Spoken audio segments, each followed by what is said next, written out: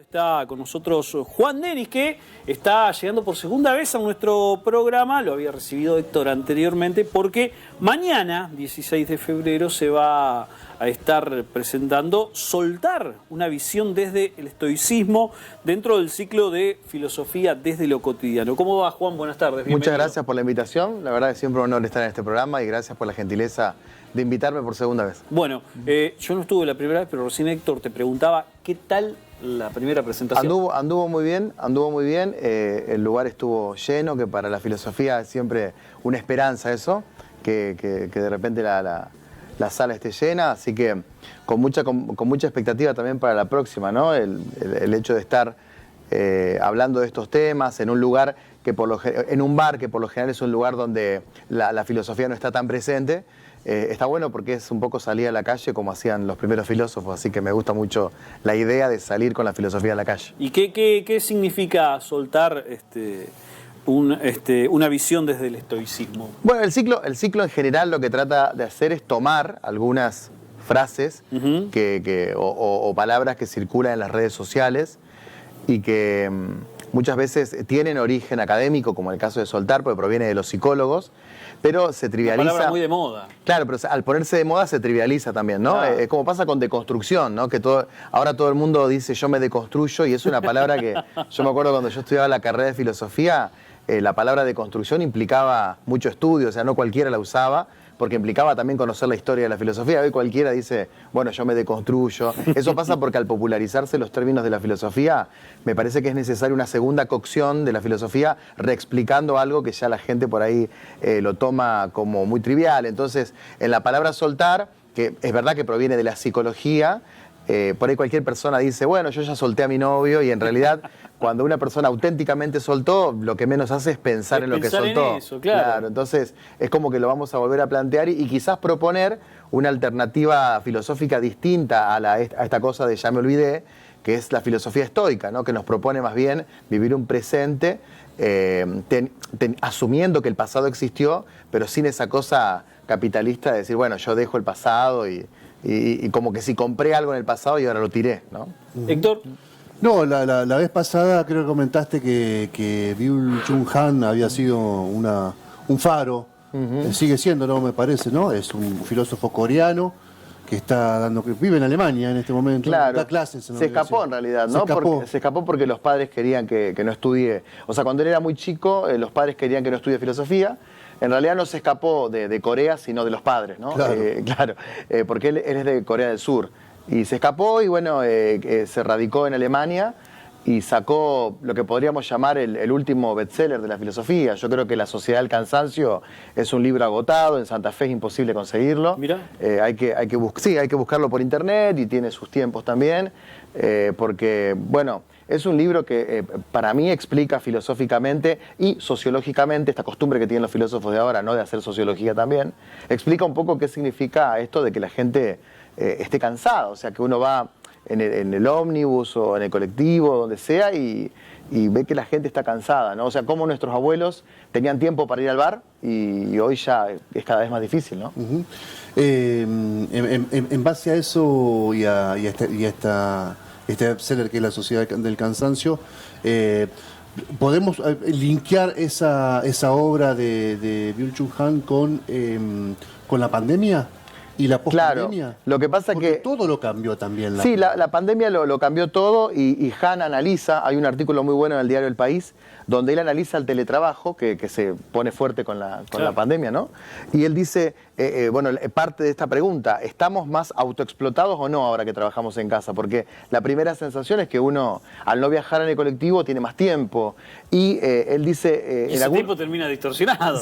Claro, el problema está en que antes, no es que estábamos mejor, pero por lo menos el trabajo quedaba en el trabajo, y en tu casa vos te ocupabas o de tu familia, o de mirar televisión o alguna diversión, pero ahora, al ingresar en la casa, hay un mayor estrés también, porque ya no existe el horario de trabajo. Entonces, de repente, tu jefe, como en el día trabajaste poco, pues estuviste en tu casa, se siente con autoridad mandar tu mensaje a las 10 de la noche, cuando habitualmente eso antes no pasaba. Incluso también dice, hay la confusión de lugares, donde comés, trabajás. Eso también, el hecho de que trasladás el estrés laboral a tu entorno, que antes estaba liberado de eso. O sea, hay un nuevo estrés, dice él, que consiste en una autoexplotación más suave, pero todo el día. Entonces se termina siendo también preocupante. Lo que pasa es que yo lo planteé... nervioso de solo escucharlo. Sí, claro. Yo lo planteé en mis redes a esto la semana pasada, justo, qué casualidad, y me decía, mucha gente decía que aún así prefieren estar estresados en la casa y no bancarse el colectivo o el subte, que en Buenos Aires es muy fuerte. Por ahí acá en Santa Fe nosotros tenemos distancias cortas con los colectivos, o sea, a los sumos tenés que ir a Colastiné o a Santo Tomé, pero en Buenos Aires, vos imaginate una persona de Ezeiza, por ejemplo, tiene casi 2 horas de colectivo, entonces le conviene más el teletrabajo por más que esté discutiendo con el jefe y con su esposa, ¿no? Yo tengo un primo que tiene 2 horas y 40 minutos de tráfico todos los días. Claro. No. Claro. 1 hora y 20 y 1 hora y 20 para el regreso. Claro, claro. Y le trastoca todo. Yo, Claro. yo no podría, creo ¿no? Incorporarme a un esquema de laburo así, de laburo y de vida social y de vida familiar. Sí, sí, pero las Puede grandes ser ciudades que es así. Exacto, puede ser que esa mirada, ese prisma esté más emparentado al funcionamiento de las grandes Sí, ciudades. Santa Fe sigue teniendo muchas cosas, muchas virtudes que como ciudad en el funcionamiento. Yo creo que una es esa, y creo que otra de las virtudes es que una ciudad con horarios muy, muy estrictos. O sea, acá en Santa Fe en invierno después de las 10 de la noche, un día de semana, prácticamente. Antes también, antes de las claro, 10 de la noche. Antes, claro, es como que ya la gente se acuesta. En cambio, en otras ciudades no es así, uno no tiene claro los horarios. No parece, pero el tener dividido el trabajo de la vida de ocio sigue siendo todavía una cosa buena para esta sociedad. Pero Han lo plantea en La Sociedad del Cansancio que en nuestros abuelos lo tenían mejor dividido que nosotros todavía. Los convenios colectivos de trabajo que fueron sancionados a mitad de la década del 70 actualmente estaban basados en de una forma de lo que habían empezado los anarquistas a principios del siglo, de 8 horas de descanso, Claro. 8 horas de ocio y 8 horas de trabajo. Claro, pero ahí se mete Tendría- una cosa interesante que es más filosófica y es lo siguiente. El obrero vuelve a su casa y debería descansar, pero como tiene propuestas que van más allá, o sea, tiene propuestas propias, sueños propios que van más allá del sueldo, se autoexplota el resto. Supongamos que le sobran 4 horas, las trabaja también desde casa vendiendo algo, Claro. o haciendo un emprendimiento propio, porque quiere más de lo que el sueldo le cubre, o a veces necesita más de lo que el sueldo le cubre. Ahí empieza el cansancio, porque de repente vos querés soñar con conocer alguna vez el Caribe, y con tu sueldo vivís bien, pero no llegás al Caribe. Ahí es donde empieza lo que él llama la autoexplotación, o sea, aquello de decir, sí se puede ir al Caribe, simplemente tengo que explotarme 2 años, pero sí se puede. Ahí Para es estar donde- una semana. Para estar una semana. Ahí es donde empieza el cansancio. Ahí es. Claro. Estamos corriendo un poco del eje de soltar, pero ya vamos a volver. Es que hay que soltar el Está trabajo. bien, Hay que está bien, soltar está el bien. trabajo. Tal cual. La última crítica que le escuché a Byul-Chul Han es la enajenación a partir de la recepción de datos, Sí, sí, totalmente. sin tamizarlo. Todo es dato y todo empieza una especie de espejismo permanente en el cual se le quita, por ejemplo, la fotografía, se le quita el peso de la fotografía. Porque, o sea, cuando la fotografía era de cartón, uno tenía un vínculo con el objeto que lo hacía incluso venerable. El problema está en que Tangible. ahora... Claro, tangible. Mirá qué buena foto de cuando era chico. Ahora, de repente vos tenés, si tenés 350 contactos, por ejemplo, tenés 350 historias con foto y se vuelve algo completamente trivial. Entonces ahí empiezan un montón de cosas que no son reales, como el filtro, por ejemplo, ¿no? Hay un libro de él que se llama La salvación de lo bello, que en el primer capítulo analiza el tema de los filtros de Instagram, o sea, cómo los filtros terminan dándonos la idea de que siempre somos lindos, incluso dándonos la idea de que lo pulido es más lindo que lo áspero. O sea, si nos pasamos un filtro que no tenga arrugas, parece ser que somos más lindos que si tuviéramos algunas arrugas. Va construyendo un mundo paralelo de mentira que ya no tiene nada que ver con lo tangible, sino con simples datos que van y vienen. Pero que es mucho más habitado. Mucho más habitado y es un no lugar, ¿no? Es muy, muy, muy raro. Es un no lugar, pero a la vez es habitado.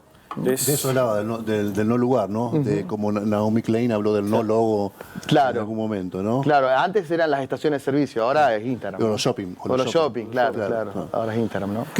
¿Querés que volvamos a no soltar? Mira, deberíamos soltar.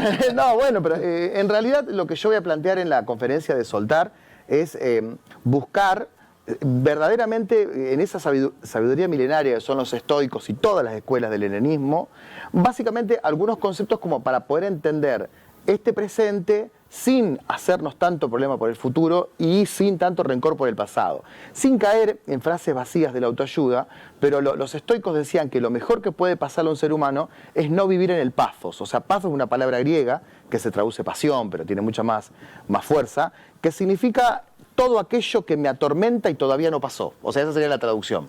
O sea, todo, ¿viste esta cosa? ¿Viste la ansiedad? Claro, el decir, bueno, este fin de semana voy a tener una fiesta y como no sabes cómo te va a quedar el vestido, ya la vas padeciendo, ¿no? Bueno, eso sería. Pero incluso hay pasos positivos, o sea, tengo una fiesta y estoy preocupado, y hay pasos negativos, o sea, tengo que trabajar el fin de semana y no me gusta. Pero las dos cosas te terminan estresando. Entonces, un poco trabajar ese tema, ¿no? Eso es lo que vamos a ver. Cómo tratar de mentalizarte en el presente para no caer en un segundo estrés del que ya vas a tener en ese momento.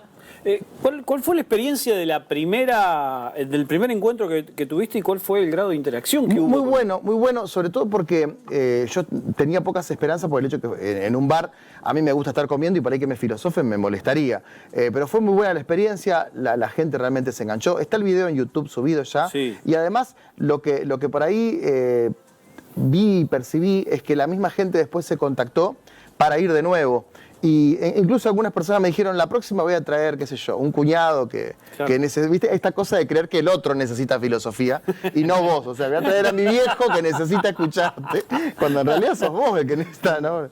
Es así. ¿La gente necesita filosofía, Juan? Yo creo que en realidad lo que necesitamos es actitud filosófica, más que filosofía. Yo no sé hasta qué punto la gente necesita leer a Sartre. O sea, obviamente que es mejor si lees a Sartre. Pero sí actitud filosófica. Creo que está muy lleno los medios de comunicación y la vida cotidiana de opiniones sin cuestionamiento. O sea, cuando vos ves televisión, esto lo trabajaba en la conferencia anterior, cuando vos ves la televisión ves que se plantea un panel en el cual la mitad opina para el lado de la izquierda, la mitad para el lado del liberalismo, por decir así, y es como que son irreconciliables, ¿viste? O sea, la culpa de la destrucción es siempre del otro.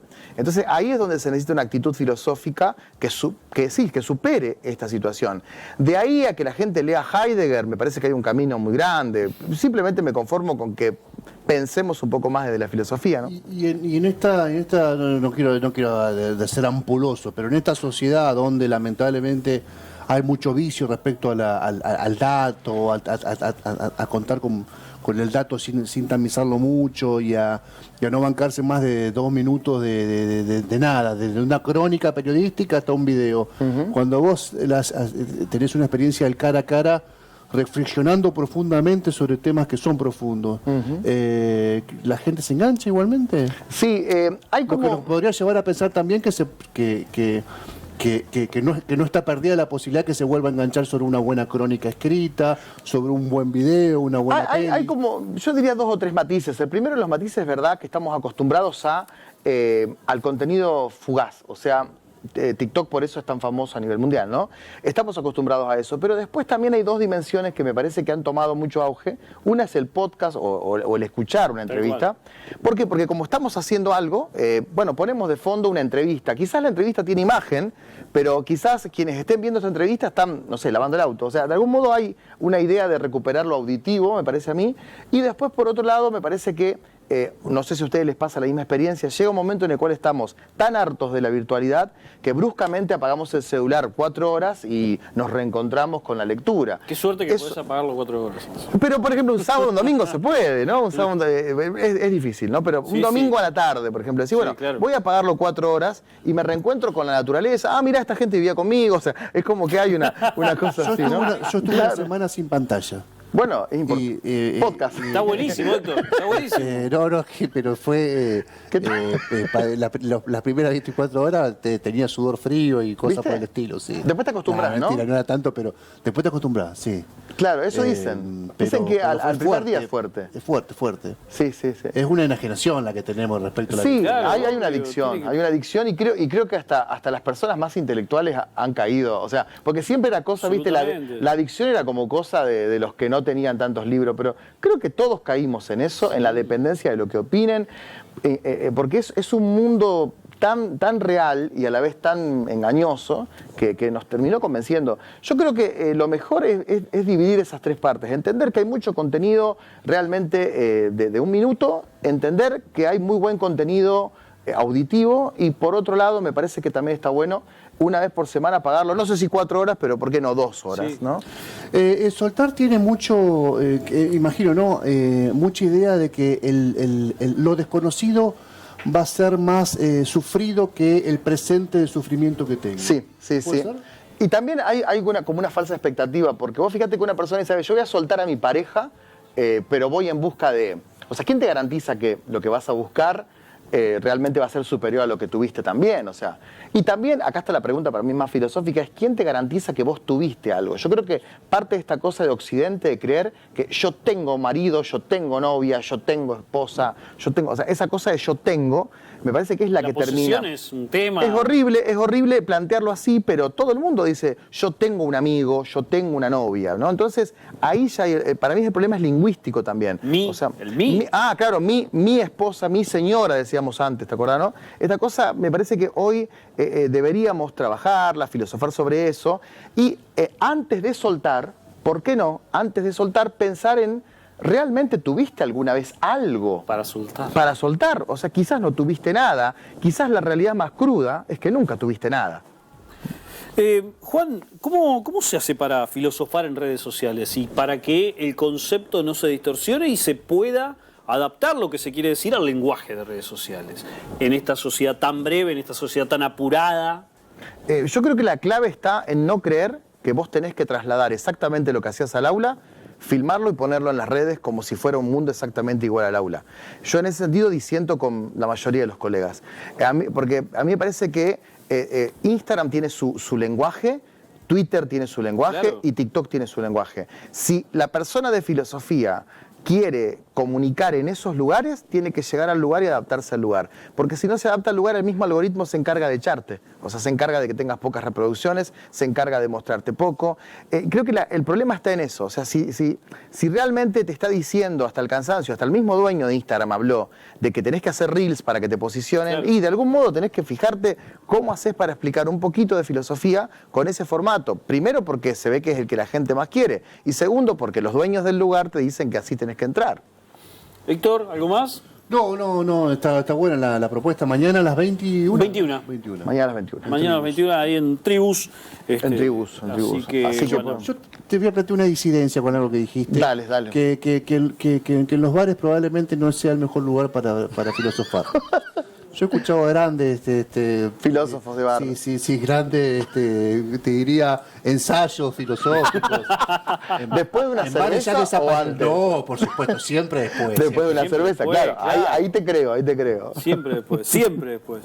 Juan, entonces mañana nos pasaremos y nos daremos una vuelta. Muchas gracias. Gracias por la invitación. Siempre un gusto venir. Juan Denis con nosotros, justamente dándonos a conocer lo que va a pasar mañana en Tribus, en el ciclo Filosofía desde lo cotidiano. Soltar una visión desde el estoicismo es lo que nos va a ofrecer mañana Juan Denis, que estaba con nosotros de invitado y hablándonos sobre, bueno, diversas cuestiones que tienen que ver con la actualidad, con el presente, con la sociedad, con las dudas que por allí nos planteamos. Así que bueno, me parece una excelente propuesta.